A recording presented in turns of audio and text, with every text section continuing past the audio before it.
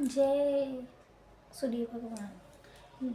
देखिए दोस्तों, मानसिक तनाव बढ़ने लगता है, रोग बढ़ते हैं, पैसों की कमी बनी रहती है, तब सूर्य देव की पूजा बहुत ज़्यादा जरूरी होती है। प्रिय साथियों, कथा के अंत तक ले जरूर सुने। सूर्य देव की कृपा करने के कमेंट में जय सूर्य देव जरूर अवश्य लिखिए। आप प्रणाम करते हैं सूर्य रविवार व्रत के दिव्य कथा। बहुत समय पहले की बात है।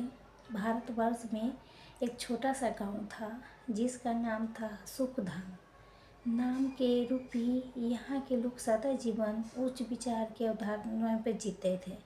गांव के चारों ओर से हरे भरे खेतों व छोटी पहाड़ी से घेरा था, जहाँ बहती हवा में प्रकृति के संकेत सदा गूंजता था। इस सुखधाम के शांत में एक छोटी सी राधा रहती थी।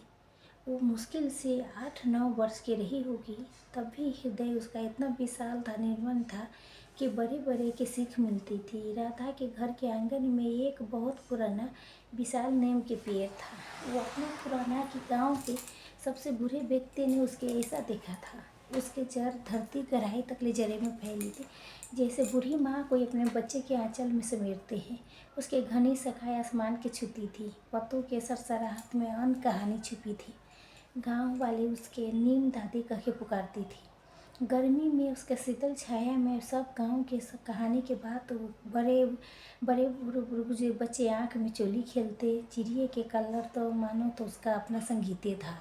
नीम दादी एक पेड़ नहीं थी, सुख धाम के धाम थी। उसके रक्षक थी, ओकरा पत्नी छाया सहारा थी, और उसके उपस्थिति एक आशीर्वाद थी। राधा के लिए नीम दादी उसे कहीं थी। उसके सबसे अच्छी दोस्त थी, उसके राज दादी थी, उसके दूसरी माँ थी। रोज सुबह सूर्य से पहले उठ के धरती छूती थी। जे से पहले राधा जाग जाती थी। अपने छोटे छोटे कदमों से सीधे नीम दादी के पास जाती थी। उसके पतली पतली उंगली या पैर के खुरदुरे तन पर प्यार से फेरती थी और फिर मीठी आवाज़ में नीम दादी से बातें करने लगती थी। नीम दादी, आज मैंने एक सपना देखा। आपको पता है, आज माँ ने मुझे एक नया झूला ला के दिया है। ये कभी कभी जब मन उदास होता था तो नीम दादी के तने के छुप के रोने लगती थी। नीम दादी, आज भैया ने मुझे डांटा है, मुझे बहुत बुरा लगा। मुझे हमेशा लगता है नीम दादी ने उसके बात सुनती है, समझा है, अपनी पतिया के सरसराहट से उसके दिलासा दिया है। नीम दादी मानते राधा के लिए सखाए झुका देती थी, हवा के रूह के थोड़ा धीमा कर देती थी कि छोटी सी सहेली के कोई कष्ट न हो। इस अनोखे रिश्ते में प्रेम था, विश्वास था, एक अव्यक्त संबंध था जो केवल दोनों के बीच ही था। राधा के जीवन नीम दादी के बिना अधूरा था। नीम दादी की हरियाली में राधा के बचपन खेलता था। इस पवित्र बंधन के देख के गाँव वाले मुस्कुराते थे, कहते थे, बिटिया तेरी नीम दादी तुम्हें बहुत मानती है। समय के पहिया कभी एक साथ नहीं रहती है। कुछ महीनों बाद राधा ने अजीब सी बेचैनी महसूस किया। एक दिन जब नीम दादी से बात करती थी, तभी उसने देखा न कुछ पत्तियाँ समय से पहले पीली पड़ रही थी। पीली पत्तियाँ, अभी तो पतझड़ के मौसम नहीं थे। नीम दादी उसके सोचा, फिर एक दो और कुछ दिन में संख्या बढ़ने लगी। बस एक शुरुआत थी। राधा के बाल मन समझ नहीं पाया, फिर भी छोटी सी हृदय में एक दिस उठी। नीम दादी, क्या हुआ आपको? अब ठीक तो है? बार बार पूछती, जैसे कोई बीमारी माँ के हो तो न चिंती हो जाती है। रोज सुबह पूछता थे। नीम दादी, जल्दी से ठीक हो जाओ। कुछ कभी घनी थी से सूखी कमज़ोर दिखने लगी। शुरू में गांव वाले ने ध्यान नहीं दिया। अरे मौसम बदल रहा है ना, इसी करके होगा। उन्होंने कहा, बुढ़ापे में पैर भी तो कमज़ोर होती है बेटिया। राधा के हृदय इस बात के मानने के तैयार ही नहीं था। हर बीतते दिन के साथ डरती जाती थी। नीम दादी की पत्ती लगातार झड़ती जाती थी। सूखी दहरी हवा में कर्कश की आवाज़ करने लगी थी। जो चिड़िया कभी उसके घोंसले में चिचिया करते थे, वो भी कम आने लगी थी। राधा के मन जो पहले खुशियों से भरे रहता था, अब गहरे कष्ट से भर गया। संकट था से किसी के समझ नहीं पा रहा था। अपने माँ के बताती, माँ नीम दादी बीमार है। माँ भी उसकी ठीक हो जाएगी बेटा, इसे कह के टाल देती थी। नहीं माँ, आप देखो तो, नीम दादी मुझसे बात नहीं कर रही है। राधा रोते हुए कहती है। उसके मासूम के कोई पूरी तरह से नहीं समझ पाता था। उसके हृदय में इतना कष्ट था कि दूसरे के बता नहीं सकता था। नीम दादी की हालत दिन पर दिन बेहतर होती जाती थी। उसकी चमक फीकी पड़ गई। उसको हरा रंग पूरा घनी छाया उसका पतली टूटी देखने लगी। गांव के लोग चिंतित होने लगी। बूढ़े बाबा चौधरी, जिसकी उम्र 80 के पार कर चुकी थी, वो भी खुजलाते हुए कहा, अरे ये तो मैंने कभी नहीं देखा था। नीम दादी कैसे सूखती जाती है। कुछ और लोग जमा हो गए। शायद कोई रोग लगी है। एक बोला, नहीं, पानी की कमी शायद होगी। दूसरे ने कहा, अभी स्थिति ऐसी नहीं है, पानी से ठीक हो जाए। पेड़ के सूखना आवश्यक था। मृत्यु उसके अभक से मृत्यु आने वाला था। हर सुबह डर के साथ उठती, ये देखने के लिए कि क्या नीम दादी में कोई सुधार हुआ है कि नहीं। हर बार उसकी उम्मीद टूटती थी। उसके आंखों में आंसू भर आती थी। नीम दादी के चिपक के सिसिया देने लगती थी कि नीम दादी क्यों छोड़ के जा रही हो मुझे। मैं आपसे कितना प्यार करती हूँ। ये मजबूरी थी कि कुछ कर नहीं सकती थी। मैं हार सकती थी। लोगों के धीरे धीरे विचार पे चलने लगी थी। जो दादी के कभी उम्र पूछते थे, उसके कटने के बाद होने लगे। अब तो ये पूरी तरह सूख गई है, तो ऐसी सूखी डंडियाँ आंगन में अच्छी नहीं लगती।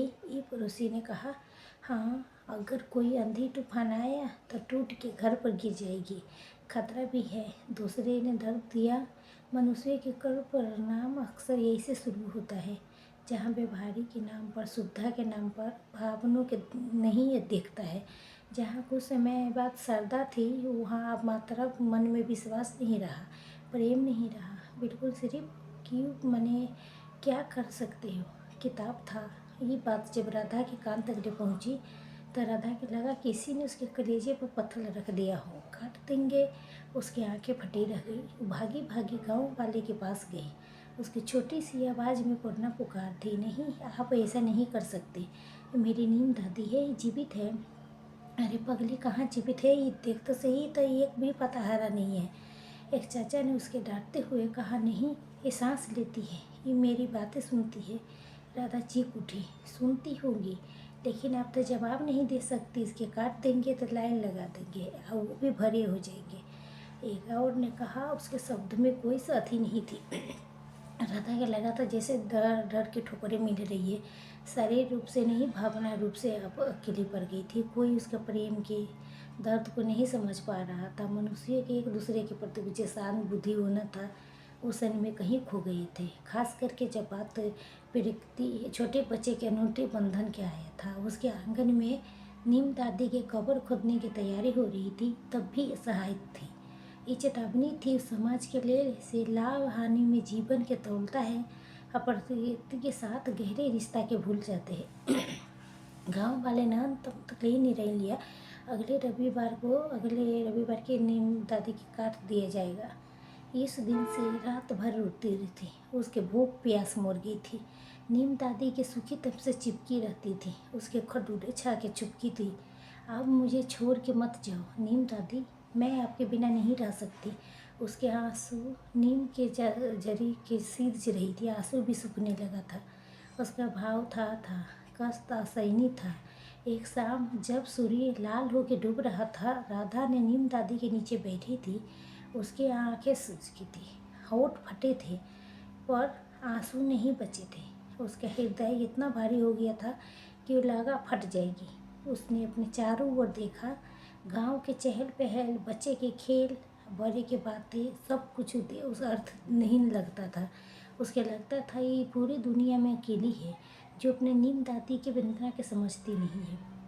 उसके निगाहें धीरे धीरे पश्चिमी दिशा में डूबते हुए सूर्य भगवान पर टिक गई। सूरज जो अपने सुनहरी रश्मि से पूरे सृष्टि के जीवन देता है, हर सुबह अंधकार के चीर के प्रकाश लाता है, जो इस पृथ्वी पर हर जीव को ऊर्जा देती है।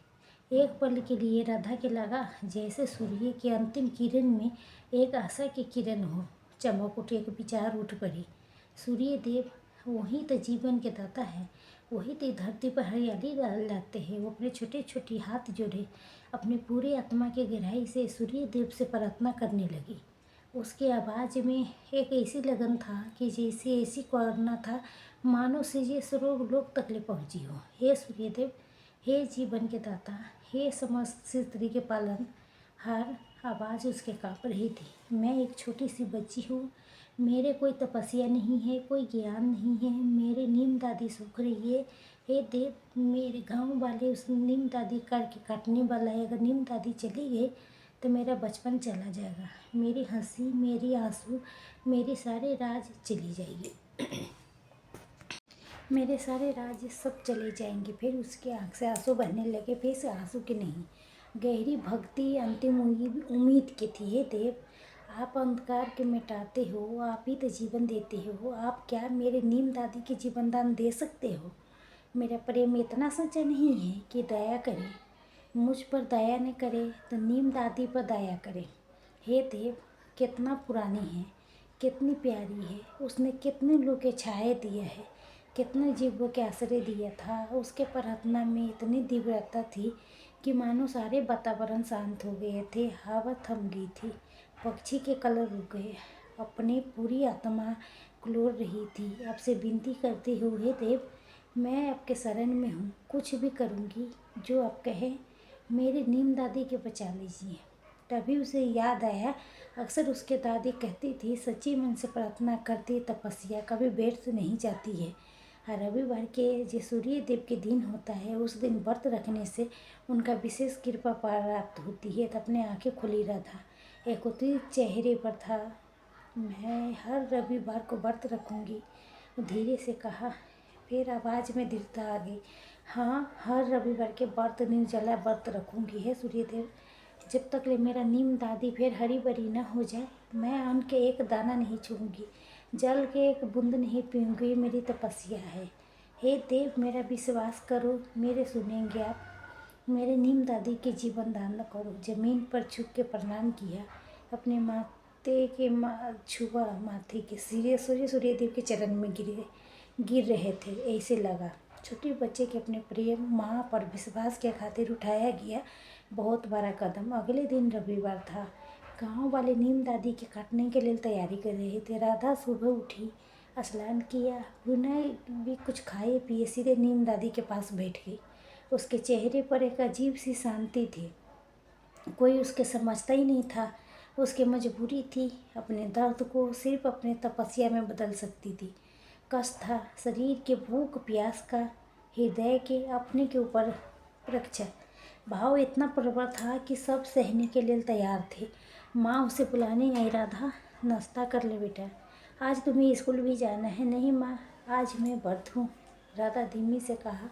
माँ चर्ही में पड़ गई, से किसका व्रत कर रही है? तुम इतना छोटी है, सूर्य देव के व्रत।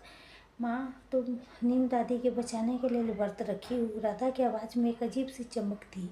माँ ने समझाया, अरे पगली, तुम ऐसे थोड़ी पेट ठीक होते, इसे खा पी ले, फिर कमजोरी आ जाएगी। दूसरे गांव वाले भी आए, उन्हें राधा के देखा, जो सूखी पेड़ के नीचे बैठी थी, उसका छोटा सा चेहरा सूर्य की सीधी किरण में तप रहा था। अरे बच्चे तो पागल हो गई है, ये बच्चे, एक ने कहा, क्या मूर्खता है, ये पेड़ तो सूख ही गया है। दूसरे ने हंसते हुए कहा, लोग के मन में विश्वास नहीं रहा, प्रेम नहीं रहा। उनकी हंसी में भी राधा के भक्ति के उपवास था। उसके मनुष्य के करोड़ पर एक और रूप था। शब्दों से, परीक्षा से राधा ने किसी के बात नहीं सुनी। उसने अपने आंख बंद करके सारा दिन सूर्य देव के ध्यान करने लगी। सूरज की तरपत जला रही थी, भूख प्यास से गला सूख रहा था, फिर संकल्प अधिक था।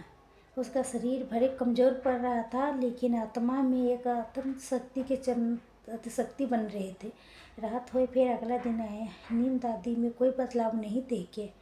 फिर राधा ने अपना व्रत तोड़ा, उसका संकल्प नहीं टूटा। उसने अगले रविवार की परीक्षा की। हफ्ते बीतते गए, राधा ने हर रविवार के अपना निर्जला व्रत जारी रखा। उसके माता चिंतित थी, गांव वाले समझाते थे, कभी उपवास करते थे, कभी राधा ने कभी किसी की परवाह नहीं करते हुए विश्वास, उसके तपस्या अटूट थी। नीम दादी ने अभी भी सूखी खड़ी थी, उसके टहनी हवा में अभी लगती थी। राधा ने उम्मीद नहीं छोड़ी थी। हर शाम नीम दादी से लिपेट के कहती थी, थोड़ा और नीम दादी, थोड़ा, सूर्य देव हमारे सुनेंगे, मुझे विश्वास है। फिर एक सुबह आई, सुख धाम के स्थान में स्वर्ण अक्षर में लिखने वाली थी। ये रविवार के दिन था। राधा सुबह उठ के स्नान करके नीम दादी के पास पहुंची। उसके सूर्य देव के प्रणाम किया, फिर अपने आंखें बंद करके ध्यान में बैठ गई, जैसे हर रविवार को करती थी। सूर्य देव के पहले किरण धरती पर पड़ रही थी, साथ में नए पर जा आशा लेके आई थी। राधा ने अपने आंखें खोले, दिखती उसके नीम दादी के एक सूखी पैजी पर जाके टिकी। फिर हृदय एक पल के लिए रुक गया। सच नहीं हो सकता, एक नन्हा कुंबल बेहद हरा पत्ता सूखी हुई टहनी पर, जहाँ कभी कोई पत्ता पनपने की उम्मीद नहीं थी, तहाँ जीवन से भरपूर पत्ता एक छोटा सा फूट रही थी। राधा के आँख में विश्वास था, फिर ऐसी खुशी पड़ गई कि शब्द में बात बयान नहीं कर सकता था। नीम दादी कांपते हाथ से नन्ही पत्ता के छूने के लिए आगे बढ़ी। उसकी उंगली इतनी कोमल थी कि मानो उसका नन्हा पत्ता टूट न जाए। ये देख के सच है, उसके आँख से आंसू की धारा बहने लगी। फिर ये आंसू दर्द के नहीं, खुशी के था, प्रेम आकृत के थे आंसू। उसके भाव इतना प्रबल था कि वहाँ नीम दादी के चरणों में गिर पड़ी, जोर जोर से रोने लगी। भागी भागी अपने माँ के पास गई। माँ, मेरी नीम दादी देखो। पहले माँ तो समझ नहीं पाया। राधा ने जब नीम दादी के पास खींचा, उसके अपने आँखों से नन्हे हरे पत्ते के देखा, तो वो भी मैंने अचानक हो मुँह खुला के खुला रह गया। चमत्कार उसके मुँह से निकला। अगले दिन ही चमत्कारी पूरा दिन घर में फैल गई। एक एक करके पत्ता फूटने लगी, सूखी होगी दाहिने में जान आ गई। कुछ ही हफ्ते में नीम दादी फिर हरे से बड़ी हो गई, सरकार फिर से घनी हो गई, फिर उसके तनाव मजबूत दिखने लगा। चिड़िया लौट आई, उसके चहचहाट से नीम दादी के आंचल फिर से जीवत उठ पड़ा। ये कोई धीमी अथी नहीं थी, देवती प्रयत्न था, जो नीम दादी को उसके पुरानी गौरव सूर्य वापस ला दिया था। राधा के हृदय खुशी से नाच रहा था। नीम दादी से लिपटती, फिर कहती, आप लौट आई हो मेरी नीम दादी। सूर्य देव मेरी बात सुन लिया, मेरा व्रत स्वीकार कर लिया। ये चमत्कार किसी ने अपने आँख से पहले नहीं देखा था। गांव वाले जो नीम दादी के काटने की बात कर रहे थे, वो सामने हाथ जोड़ के खड़े थे। आंखों में वही श्रद्धा था, पहले कभी खो गए थे। राधा के देखते उनके आँख में विश्वास पश्चाताप के भाव होता। हमने इस बच्चे के प्रेम के नहीं समझा। एक बुजुर्ग ने कहा, हमने सोचा था ये सब सिर्फ एक पेड़ है, ये तो प्राण था। लोगों के मन में विश्वास नहीं था, प्रेम नहीं था। वो भाव उनके विश्वास में, प्रेम में बदल गए थे। जिसके राजा के भक्ति ने राधा के जगाया था, सनाया जिसके बारे में कहा गया था, उसका भक्ति सूर्य देव की पृथ्वी पर आने पर बेबस कर दिया था। एक दोपहर जब नीम दादी पूरे तरह से हरी भरी हो चुकी थी, तभी राधा उसके छाँव में बैठी उसके पतिया के सरसराह सुन रही थी। उसका यहाँ धूप एक अति हुआ, सूरज ठीक ऊपर था, से उसकी किरण अचानक से और से नीली हो गई। एक दिव्यत इलोक्ट करने लगा, राधा के चारों ओर से घेर लिया। उसके लगा जैसे पूरा वातावरण सुगंध हो गया। अंतर मन में एक मधुर गंभीर आता शक्तिशाली आवाज़ गूंजने लगी, हे पुत्री राधा, तेरे निश्चयता भक्ति में, तेरे अति विश्वास में, तेरे पवित्र प्रेम में मुझे बेबस कर दिया। जिस हृदय में इतना शुद्धता हो, इतना करना हो, उसकी पुकार कैसे अनसुना कर सकती थी। जिस वर्ष के लिए तुम इतना कष्ट रहा, इतना तपस्या की, मैं कैसे मुरझाने देता। ये जीवन के दान तेरे श्रद्धा के फल है। तू सिद्ध कर दिया, संसार में प्रेम से बढ़ के कोई शक्ति नहीं है, विश्वास से बढ़ के कोई पूजा नहीं है। ये वृक्ष अब तेरी भक्ति के प्रतीक बनेगा। ये घटना मनुष्य की चेतावनी देगा, प्रकृति का अनादर न करे, जीवन में प्रेम विश्वास की कभी न खोए। राधा ने जब भी सुना तो वो वहीं जमीन पर घुटने के बले बैठ गई। उसके हाथों में नीम दादी के आंखों से आंसू बह रहे थे खुशी के। उसके लगा जैसे साक्षात सूर्य देव ने उसके दर्शन दिया हो, पुकार सुन लिया। उसका हृदय आनंद भक्ति से भर गया था। ये घटना सुख धाम के गांव में एक नया अध्याय बन गए थे।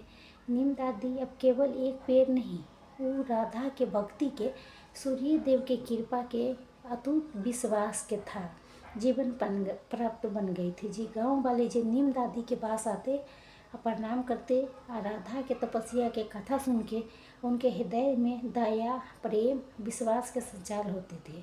मनुष्य के करुण प्रस्ताव लोगों के मन में विश्वास नहीं रहा, भावना के प्रेम आस्था में बदल चुकी थी। तो नमस्कार दोस्तों, इस वीडियो में रविवार के पावन व्रत कथा यहीं पर समाप्त हो गई है। वीडियो अगर पसंद आई तो लाइक शेयर दोस्तों ज़रूर करिए।